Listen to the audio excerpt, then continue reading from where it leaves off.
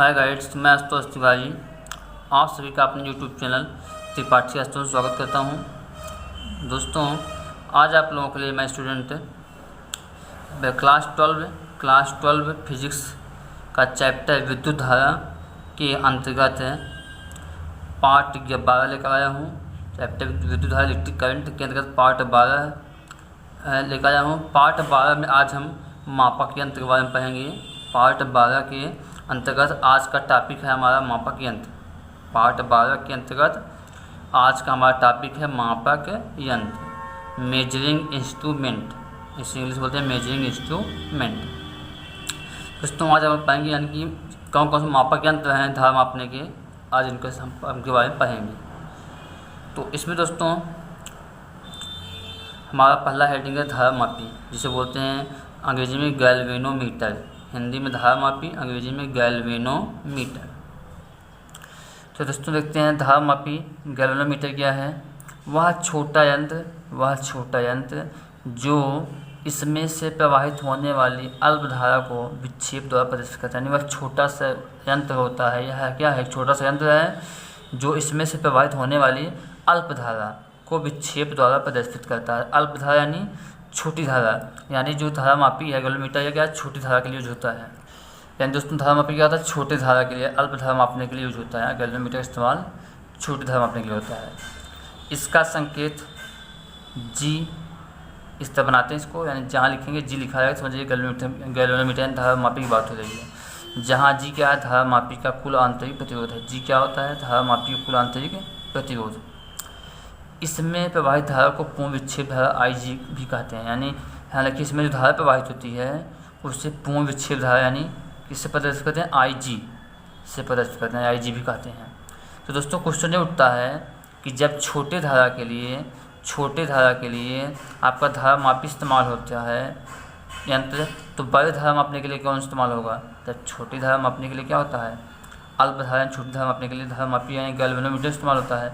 तो जो बड़ी धारा, जहाँ बिगेस्ट धाराएँ होंगी, बिगेस्ट करंट होगा, वहाँ उसको मापने के लिए कौन सा यंत्र इस्तेमाल होगा? तो उसके दोस्तों उसके लिए कौन सा दोस्तों यंत्र इस्तेमाल होगा? इसके लिए दोस्तों क्या होता है? यंत्र अमीटर इस्तेमाल होता है। क्या होता है? अमीटर। यानी छोटे धारा के लिए धारा मापी यानी गैल्वेनोमीटर, और बड़े मात्रक के लिए अमीटर या एमीटर कहें, ये इस्तेमाल होता है। दोस्तों आपको धारा मापी गैल्वेनोमीटर का ये हम चित्र आपको दिखा रहे हैं। उसका चित्र ये है।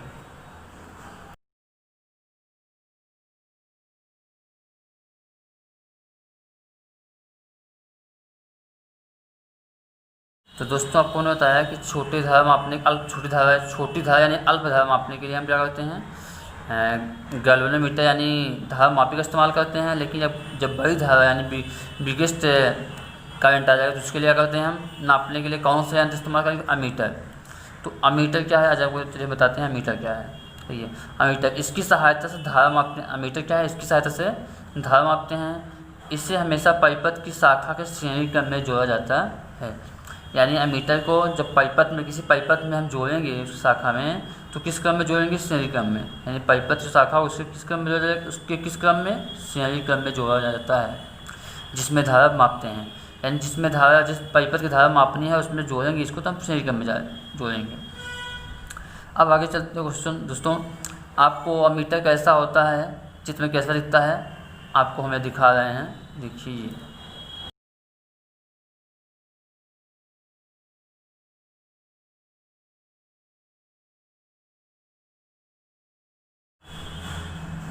दोस्तों अब हम जानेंगे धारा मापी से एमीटर बनाना। यानी कि हम धारा मापी को एमीटर में कैसे कन्वर्ट करेंगे। धारा मापी से ही एमीटर बनता है, तो धारा मापी को कैसे एमीटर में कन्वर्ट किया जाएगा? तो धारा मापी को एमीटर में बदलने के लिए एक अल्प मान के प्रतिरोध S को धारा मापी यानी गैल्वेनोमीटर, ये हमारा गैल्वेनोमीटर है, इसको क्या कहते हैं? एमीटर में क्या करना है? इसमें बनाना, इसको किस में कन्वर्ट करना है? एमीटर में। तो एमीटर अगर बनाना है, बदलने के लिए एक अल्प मान की प्रतिरोध, ये मान लीजिए एक अल्प मान का प्रतिरोध S, एक अल्प मान का प्रतिरोध S को धारा मापी G के साथ किस क्रम में? समांतर क्रम में लगाया जाता है। तो आपका क्या है? गैल्वेनोमीटर धारा मापी G था, इसके हमने समांतर क्रम में एक अल्प प्रतिरोध S लगा दिया। क्यों लगाया? ताकि ये एमीटर बन जाए।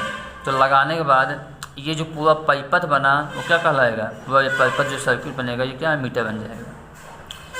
दोस्तों थोड़ा सा समझिए, जैसे मान लिया यहाँ से धारा क्या आ रही थी आई, यहाँ से धारा क्या आ रही थी आई, तो हम जानते हैं जो गैल्वेनोमीटर होता है धारा मापी, उसकी धारा जो जाती है इधर जाएगी वो क्या होती है आई जी। आपको बताया गया था कि धारा मापी का धारा जो किससे दर्शाते हैं आई जी से। जब दोस्तों इधर आई जी गई, कुल आई थी, इधर आई जी गई, इधर कितना जाएगी, तो आपको समझाया ना कि इधर कुल धारा आई थी इतना, इधर चली गई थी, इधर कितना जाएगी, इधर जो जाएगी वो क्या जाएगी, इसमें से घटाएंगे हम, इसमें से इसको घटा देंगे, जो आएगा वही इतनी जाएगी। जैसे आपसे बोले यहाँ कि 10 एम्पियर धारा है ये, और यहाँ से इसके 2 पार्ट हो गए, इधर 5 इधर 3 एम्पियर गया, तो इधर कितना जाएगा, इधर 3 आया था आ रहा है, तो इधर कितना जाएगा, 10 था 3 इधर आया, तो उधर कितना, उधर 7 जाएगा ना, तो यानी 10 में से 3 घटाया गया। वैसे यहाँ होगा, इधर कुल आई था, इधर आई जी गया, तो इधर कितना जाएगा, इसमें से इसको हम घटा देंगे, तो आई माइनस आई जी धारा इधर जाएगी, जो कि आगे चल के फिर यहाँ से मिल जाएगी, तो ये दोनों फिर मिलकर क्या बन जाएंगे आई धारा, यानी आई शुरू में चलती आई ही फिर हो जाएगा। दोस्तों ध्यान रखिएगा। अब हम चलते हैं यहाँ पर दोस्तों, इसका 3 यहाँ पर क्या बनेगी, 3 है कंडीशन बनेगी। वो 3 कंडीशन क्या है हम आपको देखते हैं आगे। पहला है संयोग का तुल्य प्रतिरोध आर ई क्यू क्या होगा। पहला है संयोग का तुल्य प्रतिरोध आर ई क्यू क्या होता है। आर ई क्यू यानी आर तुल्य की बात कर रहा है, तो ये दोनों किस क्रम में है, समांतर क्रम में है, तो इनका हम पहले क्या निकालेंगे, इन दोनों को निकालेंगे तुल्य प्रतिरोध। जब पूरे संयोजन का प्रतिरोध निकालेंगे, तुल्य मतलब पूरे संयोजन का प्रतिरोध जब निकालेंगे तो 1/, फार्मूला होता है समांतर क्रम में, समांतर क्रम फार्मूला लगेगा 1/REQ equal 1/S plus 1/G, ये S था 1/S प्लस 1/G। अब इसका जब हम एलसीएम लेंगे, इसको हम हल करेंगे तो क्या 1/REQ बराबर यहाँ पर एलसीएम S इंटू जी आएगा। अब ऊपर क्या आ जाएगा, जी एकदम जी एस कम एस यानी जी प्लस एस। अब इसको हम पलटेंगे, जब ये 1/REQ है ना, आर तुल्य है, इसको पलटेंगे जब हम आर तुल्य करेंगे, तो जब ये पलटेंगे तो ये भी पलट जाएगा। तो हम इसको चाहे एस इंटू जी लिखें चाहे जी इंटू एस लिखें, बात एक ही है। यहाँ पर नीचे भी जी प्लस एस लिखें या एस प्लस जी लिखें। तो यानी हमारा क्या निकला, संयोजन यानी संयोग कहें चाहे संयोजन पूरा कहें, संयोजन का तुल्य प्रतिरोध REQ क्या निकला, GS/GS प्लस जी कहें या जी प्लस एस का, तो ये निकल गया। ठीक, क्यों निकला, किस क्रम से, समांतर क्रम जो था समांतर क्रम के नियम से। अब इसमें दूसरी कंडीशन देखते हैं। दूसरी कंडीशन क्या है, जी और एस दोनों समांतर क्रम में हैं। जी और एस क्या है, दोनों समांतर क्रम में हैं, तब विभवांतर क्या होगा पूछा जा रहा है। यानी जी और एस दोनों समांतर क्रम में है तो विभवांतर क्या होगा। तो विभवांतर जानते हैं क्या होता है, विभवांतर आप जानते हैं समांतर क्रम में क्या होता है, समांतर क्रम में विभवांतर जो है विभव जो होता है समान होता है। समांतर क्रम में दो चाहे जितनी धाराएँ लगाते हैं सबका प्रतिरोध में चाहे जितनी प्रतिरोध लगाते हैं सबका क्या विभवांतर सेम होगा और धारा अलग अलग होगी। तो विभवांतर सेम होगा तो हम यहाँ पर क्या करेंगे, जी गैल्वेनोमीटर धारा मापी का निकाल लेंगे विभवांतर अलग और इसका अलग निकाल लेंगे और दोनों कर देंगे बराबर। तो आप इस फॉर्मूला जानते हैं, विभवांतर वी बराबर क्या होता है, विभवांतर वी बराबर होता है आई इंटू आर। विभवांतर वी बराबर क्या होता है आई इंटू आर। तो यहाँ आई पहले हम निकालेंगे किसके, जी के लिए। तो जी के लिए आई क्या है, आई जी है। जी के लिए आई क्या है, आई जी इंटू आर के स्थान क्या जी आ जाएगा, नहीं खुद का प्रतिरोध है तो आई जी इंटू जी हो गया बराबर इस। और उसके बाद फिर आई इंटू आर, तो इसके लिए आई क्या है, इसके लिए आई है आई माइनस आई जी, हमने आई माइनस आई जी लिख दिया इंटू आर क्या है एस हो गया। अब हमें से यहाँ कुल मिला के एस जो यहाँ पर अल्प धारा एस है इसी का मान निकालना है। इसका मान निकालना है, इसका फॉर्मूला बनेगा एस बराबर, इसका जब भाग कर देंगे, भाग करेंगे तो आई जी अपान आई माइनस आई जी इंटू यहाँ बगल में जी आ गया। तो ये हमारा फॉर्मूला निकला क्या, अल्प धारा निकालने का। तो ये जो अल्प धारा एस होगा उसका मान निकालने का फॉर्मूला बना। अब चलो देखते हैं तीसरी कंडीशन। दोस्तों तीसरी कंडीशन क्या है, अमीटर यानी धारा मापी यानी अथवा क्या कहें अथवा एमीटर का मापन, चाहे इसे अमीटर का धारा मापी कहें, अमीटर का धारा मापी कहें, अमीटर धारा मापी यानी चाहे अमीटर धारा मापी कहें चाहे उसका एमीटर का पाठ्यांक कहें, ठीक है, चाहे एमीटर का धारा मापी कहें चाहे एमीटर का मापन कहें, चाहे एमीटर में प्रवाहित धारा कहें चाहे एमीटर का पाठ्यांक कहें। अगर हमें एमीटर का धारा मापी निकालना हो, एमीटर धारा मापी यानी आई, अमीटर क्या था, अमीटर तो पूरा सर्किट था ना, तो पूरे सर्किट धारा क्या है, आई है ना, पूरी सर्किट धारा तो आई थी। तो अमीटर का धारा मापी कहें या क्या एमीटर का मापन कहें, या एमीटर में प्रवाहित धारा कहें, या चाहे एमीटर का पाठ्यांक कहें, इसका कई नाम है, चाहे एमीटर का पाठ्यांक कहें, निकालना है। तो अभी हम जानते हैं फार्मूला था आई जी इंटू इतना, फार्मूला बस था, इसी का इस्तेमाल हम करेंगे। हमें करना क्या, हमें निकालना क्या, आई। तो हमें आई निकालना है तो इसका अंदर गुणा करके पक्षांतर करके इसको बनाएंगे। उसको अगर आप चाहते हैं कैसे बनाए तो आप देख सकते हैं। देखिए यहाँ क्या होगा, आई जी इंटू जी था पहले से, यहाँ पर इसका अंदर गुणा तो क्या बन जाएगा, आई इंटू एस, फिर आगे माइनस आई जी इंटू एस। अब ये आई जी एक तरफ चले जाएंगे तो आई जी इंटू कैपिटल जी, ये माइनस में इधर गया तो प्लस हो गया, आई जी इंटू एस। इधर क्या बचा, इधर बचा आई इंटू एस। इन दोनों से आई जी कामन, आई जी कामन आई एस का इधर भाग कर देंगे। जब आई जी कामन कर लेंगे तो आई जी कामन, यहाँ बचा जी, यहाँ से बचा एस। अब 5 में इस एस का भाग कर देते हैं, इधर बचा क्या, आई। यानी आगे आई निकालना है तो ये आई ना, एमीटर का पाठ्यांक यानी आई की बात हो रही थी। एमीटर का पाठ्यांक आई यानी कितना आ गया, अब मीटर का पाठ्यांक आई यानी इस वाले आई की बात हो रही है, मीटर का पाठ्यांक यानी आई, वो क्या हो गया, आई जी इंटू एस प्लस जी लिखे, जी प्लस जी एस लिखे अपान एस, निकालने का ये फार्मूला बन गया। क्या, एमीटर का पाठ्यांक। अगर आपसे कोई पूछता है कि एमीटर का पाठ्यांक निकालने फार्मूला क्या होगा तो आप ये बताओगे, या एमीटर का मापन निकालने कोई फार्मूला पूछता है बताओगे, या कहते हैं एमीटर में प्रवाहित धारा निकालने का फार्मूला था ये भी फार्मूला तब होगा। ठीक, तो आपसे कुछ भी कोई भी नाम कहा जाए फार्मूला यही काम करेगा। अब दोस्तों कुछ हम देखते हैं इसमें। अब दोस्तों नोट में मारा गया है, पहला पॉइंट है अमीटर का पाठ्यांक परिपथ में बहने वाली वास्तविक धारा से हमेशा कम होता है। तो एमीटर का पाठ्यांक यानी एमीटर का पाठ्यांक हमने बताया था क्या होता है, एमीटर का पाठ्यांक आई, ये वाला आई, वो आई नहीं दोस्तों। एमीटर का पाठ्यांक आई जो है इसकी वास्तविक धारा क्या है, एमीटर का पाठ्यांक जो है परिपथ में बहने वाली वास्तविक धारा से हमेशा कम होता है। तो वास्तविक धारा क्या थी, वास्तविक धारा थी स्टार्टिंग वाली आई वाली थी, वास्तविक धारा ये थी, पाठ्यांक वाली ये है। यानी जब वास्तविक आई आ रही थी दूसरा जब ये धारा क्या हुई, इधर बटी, तो कुछ तो खर्चा होगी, चाहे पॉइंट में ही कुछ कम होगा, कम तो हो जाएगा ना, क्योंकि धारा बट गई, बट के बाद फिर इकट्ठा हो गई तो धारा क्या होगी, वो जितनी धारा यहाँ थी वो उतना यहाँ पर सेम पूरा नहीं आ पाएगी। यानी चाहे थोड़ा पॉइंट में ही धारा खर्च हो जाएगी, लेकिन खर्च जरूर होगी यहाँ पर। जब थोड़ा पॉइंट में धारा खर्च होगी तो कुछ ना कुछ पॉइंट कम हुआ, हम लगभग भले इसको मान लिए कि इसके बराबर है, लेकिन कुछ ना कुछ पॉइंट में कमी आएगी। तो वही धारा है कि जो यहाँ पर पाठ्यांक एमीटर का पाठ्यांक यानी जो वाला आई है वो क्या वाला आई वास्तविक धारा यानी जो आई था इस वाले से क्या होता है, कम होता है। कौन, ये वाला पाठ्यांक वाला कम होता है। ठीक है दोस्तों, अब चलते हैं अगला पॉइंट पर। दूसरा पॉइंट क्या है, अमीटर का प्रतिरोध जितना कम होगा उसका पाठ्यांक उतना ही शुद्ध होगा। अमीटर का प्रतिरोध जितना कम होगा उसका पाठ्यांक उतना ही शुद्ध होगा। तो अमीटर का प्रतिरोध यानी एस की बात कर रहा है।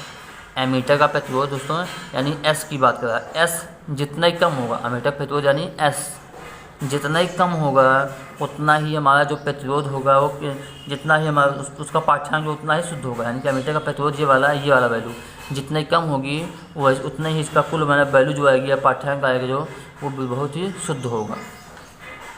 तीसरा, आदर्श एमीटर का प्रतिरोध शून्य होता है। या प्रारंभिक आदर्श एमीटर जो होता है उसका प्रतिरोध क्या होता है, शून्य। यानी अगर आदर्श मतलब सबसे अच्छा, आदर्श का मतलब है यहाँ सबसे अच्छा। अगर हम चाहते हैं सबसे अच्छा मीटर बने तो सबसे अच्छा मीटर बनाने के लिए हमें प्रतिरोध क्या करना होगा, शून्य रखना होगा।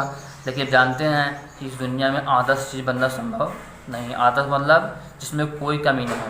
तो ऐसा कोई वस्तु नहीं जिसमें कुछ कमी ना हो, चाहे थोड़ी सी ही पॉइंट में ही कमी आए लेकिन कमी जरूर होगी, क्योंकि आदर्श चीज़ बनना संभव नहीं। हम लाख कोशिश कर लें कि कभी भी आदर्श वस्तु नहीं बना सकते। तो दोस्तों मेरे ख्याल आपको समझ में आ गया होगा। अब हम चलते हैं इस एग्जाम्पल, एक सवाल देख लेते हैं, इस पर आधारित एक सवाल देखते हैं।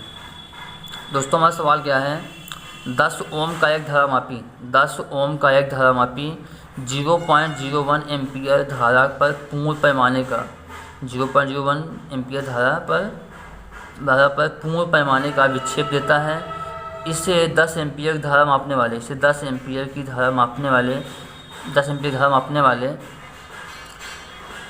मापने वाले एमीटर में बदलना है, यानी कि जितनी धारा का पंप पैमाने पर विक्षेप कर रही है 10 एम्पीयर धारा मापने वाले एमीटर में बदलना है। इसे धारा मापी जो इतना था इसको 10 एम्पीयर के मतलब धारा मापने वाले एमीटर में चेंज कर देना है। तो आवश्यक सेंट यानी तुल्य, सेंट मतलब वही अल्प, सेंट प्रतिरोध यानी अल्प प्रतिरोध का मान ज्ञात करो यानी ज्ञात कीजिए। तो देखते हैं, तो इसमें ये स्टूडेंट 10 ओम का एक धारा मापी, तो धारा मापी यानी गैल्वेनोमीटर, बताया चुनिए धारा मापी क्या बोलते हैं, गैल्वेनोमीटर, उसका मान दे दिया 10 ओम यानी यहाँ कैपिटल जी का मान दे दिया है 10 ओम। 0.01 एम्पीयर धारा पर पूर्ण पैमाने पर विक्षेप, 0.01 धारा पर पूर्ण पैमाने का विक्षेप देता है। तो यानी किसकी बात हो रही है, धारा मापी की बात, यानी IG दे दिया है, धारा मापी की धारा दिया है यानी IG 0.01 एम्पीयर।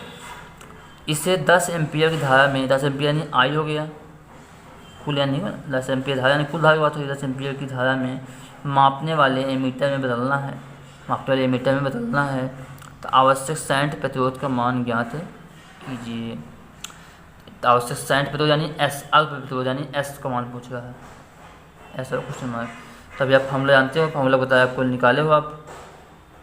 फॉर्मूला क्या था, फार्मूला आपका था IG इंटू कैपिटल G बराबर I minus IG into S।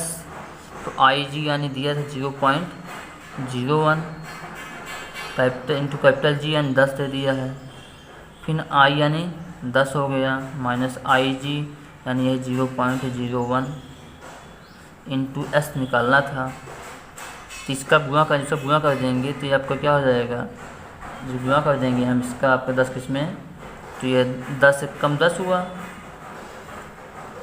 जब इसका जिसे इसका हम गुणा किए 10 से कम 10, दशमलव इसका लगाने के बाद ये दशमलव कहाँ लगे, 2 अंक पहले यानी यहाँ लगेगा 0.10 आया बराबर, इधर से इसको घटाएंगे, अंत कैसे घटेगा, हम दशमलव यहाँ पर क्या मान लेंगे, 0 मान लेंगे। यहाँ आपको पता होगा ना दशमलव वाली संख्या कैसे घटाते हैं, यहाँ जो जब नहीं घट रहा है दशमलव यहाँ पे 0 मान लेते हैं, कि यहाँ 0 में से 1 गए 9, फिर यहाँ बच्चे 10 में से 1 गए, 10 में से 1 गए 9 आया, फिर यहाँ पर 10 कैसे आया, हासिल लिया गया, अब यहाँ 9 बचा, 9 में से 0 गए 9 ही बचेगा, फिर 10 में से 1 गए 9, यहाँ पर बचा 9 में 0 9 आया, फिर यहाँ पर दशमलव लगा दिए, उसके बाद यहाँ पर बचेगा 9 में से 0 9 आया, 9.99 आया, इधर क्या इंटू S हो गया, हमें S का मान चाहिए था, इसका भाग कर देंगे 0.110 अपॉन 9.99 बराबर S। अब इसमें दशमलव बाद क्या है, 2 अंक, इसमें दशमलव कट गया, तो हो जाएगा S बराबर 10 अपॉन 99।